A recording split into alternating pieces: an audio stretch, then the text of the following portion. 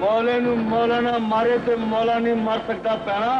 Pakistani film industry के नामवर अदाकार सुल्तान मोहम्मद अल मारूफ सुल्तान राही 1938 को भारत में पैदा हुए। फिल्मों में काम करने की लगन उन्हें फिल्म स्टूडियोज में ले जाती, जहां वो आर्ट डायरेक्टरों, हदायतकारों और कैमरामैनों के साथ इनके काम में मदद देते थे। सुल्तान राही के इसी जुनून और लगन को देखकर मारूफ फिल्म साज और हदायतकार अशफाक मलिक ने उन्हें 1956 में अपनी फिल्म बागी में एक छोटा सा किरदार दिया और इसके बाद वो बहुत सी फिल्मों में बतौर फाइटर नजर आने लगे। रफ्ता रफ्ता पंजाबी फिल्मों में उन्होंने बतौर विलन अपनी जगह बना ली।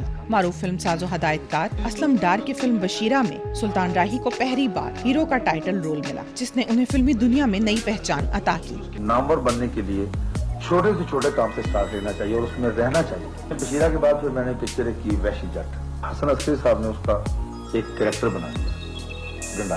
सुल्तान राही मास्टर डिग्री रखने वाले तालीम याफ्ता उर्दू घराने से ताल्लुक रखते थे, मगर उन्होंने ज्यादातर पंजाबी फिल्मों में काम किया। कौन है छटिया ते किधर चली है? ते मुखो ना है घ्यो बेचनी है ते मौले जट नु वेखण चली आ। ओ तू मौले नु वेख के की कर रहा है? मुस्तफा कुरैशी के साथ इनकी जोड़ी बड़ी कामयाब रही और दोनों के एक्शन और मकालमे आज भी फिल्म बीनों के दिलों में ताज़ा हैं। चंज नाल बंदे बड़े ठीक ठाक कोने नी नट्टा, रोटी कटनी नहीं चाहिए, एक करी न कर सोया।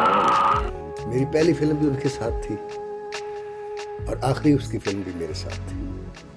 वहशी जट से सफर शुरू और सखी बादशाह तक पहुंचा। उन्होंने एक डायरेक्टर से कहा था कि बहुत जल्दी वो वक्त आएगा जब तुम सिवाय मेरे कोई नजर नहीं आएगा, और वो वक्त आया। मैंने अपने फन के साथ इतना पैशन इससे पहले किसी एक्टर में नहीं देखा। फन का ये अजीम सुल्तान 9 जनवरी 1996 को गुजरांवाला के करीब कत्ल कर दिया गया। सुल्तान राही का नाम और काम फिल्मी तारीख और फिल्म बीनों के जहनों में हमेशा जिंदा रहेगा।